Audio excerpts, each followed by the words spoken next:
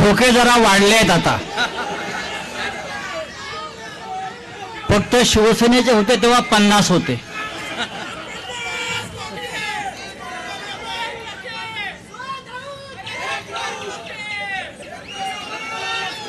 व्यासपीठावरील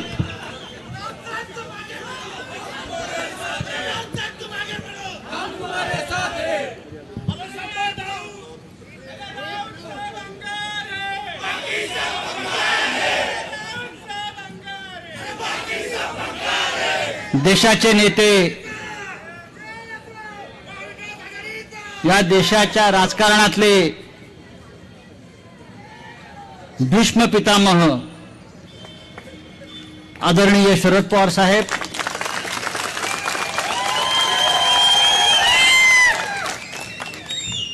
काँग्रेसचे ज्येष्ठ नेते बाळासाहेबजी थोरात, आमच्या ताई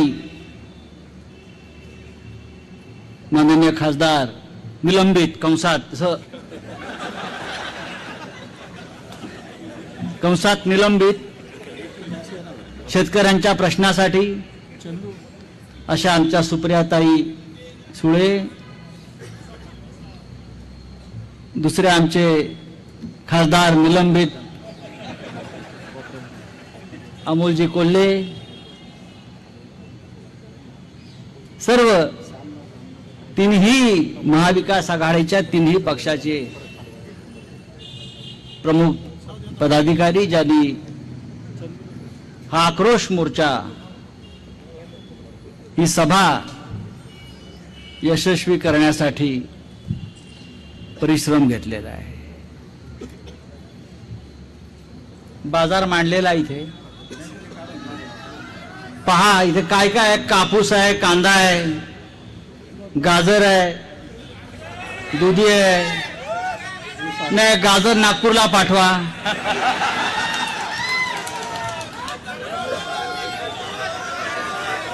हरभरा आहे, टरबूज आहे, बटाटा आहे, सगळं आहे, भाजी आहे. आज संकष्टी चतुर्थी आहे, त्याच्यामुळे बहुतेक भाज्या लावलेल्या आहेत. समोरचं जे चित्र मी पाहतोय सुप्रियाजी, मोदीच्या सगळ्या गॅरंट्यांवरची एकच गॅरंटी आहे, मोदी वापस नाही आएगा.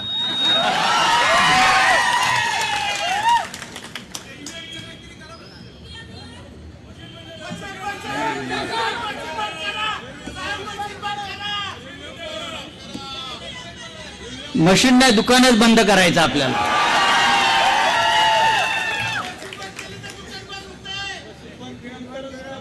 अमोल कोल्हे यांनी शेतकऱ्यांच्या प्रश्नावर जुन्नर पासून एक मोर्चा काढला सुप्रियाताईच्या नेतृत्वाखाली. त्याच्या आधी मी एक वक्तव्य ऐकलं अमोलजी, काय झालं तरी तुम्हाला पाडणार.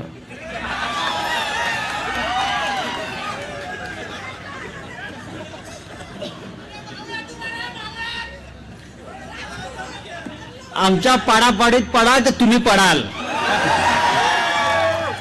का अमोल?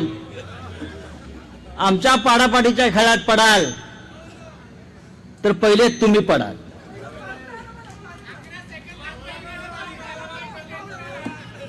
सांगायला पाहिजे, अरे डायरेक्ट बोला, असं इनडायरेक्ट कोणी बोलायचं नसतं, नाव घेऊन बोलायचं असतं. आमच्यात दम आहे.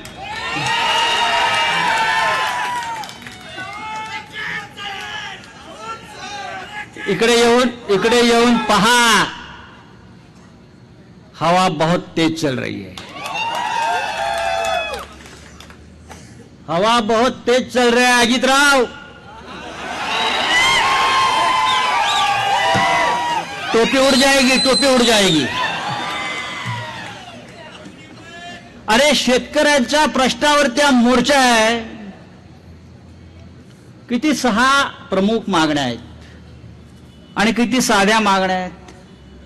कांदा निर्यात बंदी तात्काळ उठवावी आणि कांदा निर्यातीसाठी कायमस्वरूपी धोरण ठरवावे. खाजगी आणि शासकीय असा भेद न करता दूध उत्पादक शेतकऱ्यांना अनुदान मिळायला हवं.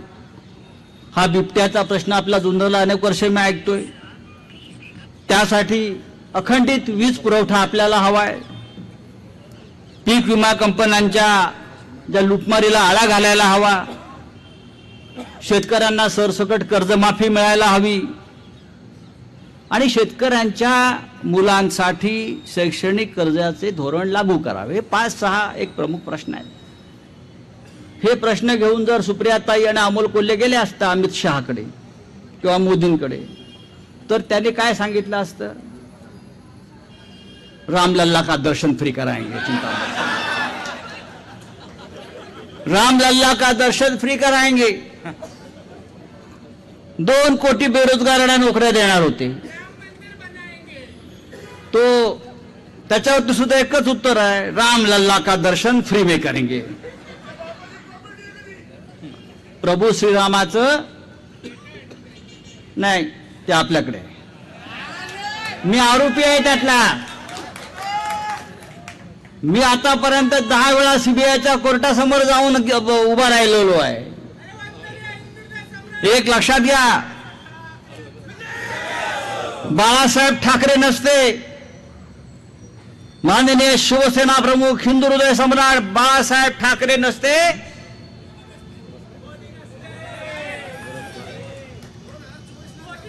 बाळासाहेब ठाकरे तेव्हा त्यावेळेला वाजपेयींना म्हणाले होते, लेकिन अभी मोदी आया तो देश गया. लक्षात घ्या, अत्यंत शहाणपणाला आपल्याला विचार करायचा आहे.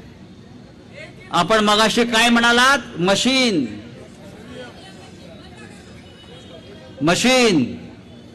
अरे ईव्हीएम नसेल तर भारतीय जनता पार्टी ग्रामपंचायत पण जिंकणार नाही, नगरपालिका पण जिंकणार नाही. हे जे 400 पार, 300 पार, काय 350 पार, ही सगळी ईव्हीएमची ताकद आहे. आमची महाविकास आघाडी आहे, काँग्रेस आहे, शिवसेना आहे, राष्ट्रवादी आहे आणि भारतीय जनता पक्षाची युती फक्त ईव्हीएम बरोबर आहे, बस, बाकी काय नाही. आणि म्हणून आपण सगळ्यांनी, हा आक्रोश मोर्चा आहे का? मी आक्रोश या शब्दावरच माझा आक्षेप आहे.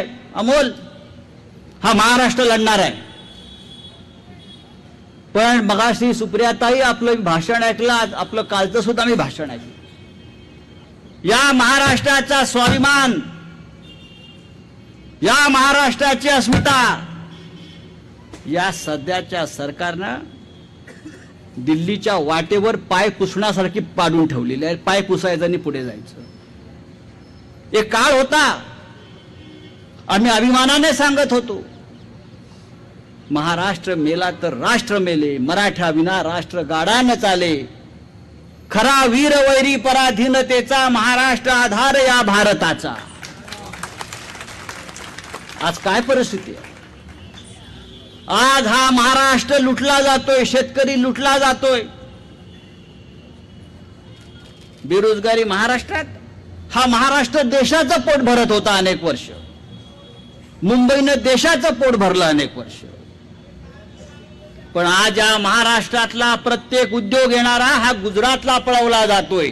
गुजरातचा विकास होण्याविषयी आमचा काय आक्षेप नाही, देशाचा विकास व्हायला पाहिजे. पण जे जे महाराष्ट्राच्या वाट्याचं आहे, मराठी माणसाच्या भाग्याचं आहे आणि मराठी माणसाच्या कष्टाचं आहे, ते सगळं एका राज्यात जात आहे. आज आणखीन 2 उद्योग गेले. एक टेस्ला मी काहीतरी वाचलं, आणि सिंधुदुर्ग मधला पाणबुडीचा उद्योग. म्हणजे कोकण असेल, विदर्भ असेल, मराठवाडा असेल, पुणे असेल, अरे त्यापेक्षा गुजरातलं सोन्यानं मरवून टाका ना एकदा. आमचं काही म्हणणं नाहीये. हिऱ्याचं मार्केट गेलं मुंबईतलं, काय काय नेणार आहात तुम्ही? अरे तुम्ही आमचे उद्योग नाल, पण या मराठी माणसाचं मनगाट आणि धैर्य कुठे घेऊन जा. आम्ही लढू आणि परत मिळवू सगळं. हा छत्रपती शिवाजी महाराजांचा महाराष्ट्र आहे. ज्या पुण्यामध्ये सभा चालली आहे, त्या पुण्यामध्येच बाल शिवाजीनं, छत्रपती शिवाजी महाराजांनी सोन्याचा नांगर फिरून हा महाराष्ट्र उभा केला होता, हे आपल्याला विसरता येणार नाही. आणि हे तेच पुणे आहे मराठी माणसावर जे चाल करून आले त्याची बोटं इथेच छाटली या लाल महालामध्ये. तर मराठी माणसाला बोटं छाटता येतात. प्रसंगी अफजल खानाप्रमाणे कोथळा काढता येतो. धैर्य, शौर्य, अभिमान हे आमच्या रक्तामध्ये आहे. हिमालयानं साथ घातली का महाराष्ट्र धावतो, सह्याद्री धावतो. त्या सह्याद्रीशी अशा प्रकारे खेळण्याचा प्रयत्न करू नका, तुम्हाला गरम पडल्याशिवाय राहणार नाही. आम्ही खात्रीने सांगतो, हे सर्वे बिर्वे बाळासाहेब हे झोड आहे सगळा. 2024ला नरेंद्र मोदी प्रधानमंत्री होत नाही, लिहून घ्या. नाही होणाऱ्या महाराष्ट्रामध्ये महाविकास आघाडीचं सरकार येईल आणि केंद्रामध्ये सुद्धा इंडियाचं सरकार येत आहे. ज्या प्रकारचं वातावरण या देशामध्ये आम्ही पाहतो आहे ते वातावरण अत्यंत आशादायी आहे. हे मध्य प्रदेश, हे राजस्थान, हे छत्तीसगड हा सगळा घपला आणि जुमला आहे. आता आपल्याला समजलेलं आहे, आता बाप दाखवण्याचं श्राद्ध कर. आम्ही बघू आता. हे लोक म्हणतात नरेंद्र मोदी यांनी एअर इंडिया विकली, नरेंद्र मोदी यांनी ONGC विकलं, नरेंद्र मोदी यांनी काय काय विकलं, अजून सगळे सार्वजनिक उपक्रम विकले. नरेंद्र मोदींनी हे विकलं, ते विकलं, ते विकलं, देश विकला. पण त्याने काही गोष्टी खरेदी सुद्धा केलेल्या नाही. त्यांनी कोर्ट खरेदी केलं, त्याने इलेक्शन कमिशन खरेदी केलं, त्याने महाराष्ट्रातले आमदार आणि खासदार खरेदी केले. त्याच्यामुळे हे विसरू नका की काही विकलं पण काही खरेदी पण केलाय, आणि जे खरेदी केलंय त्याच्यावर तो राज्य करतो आहे.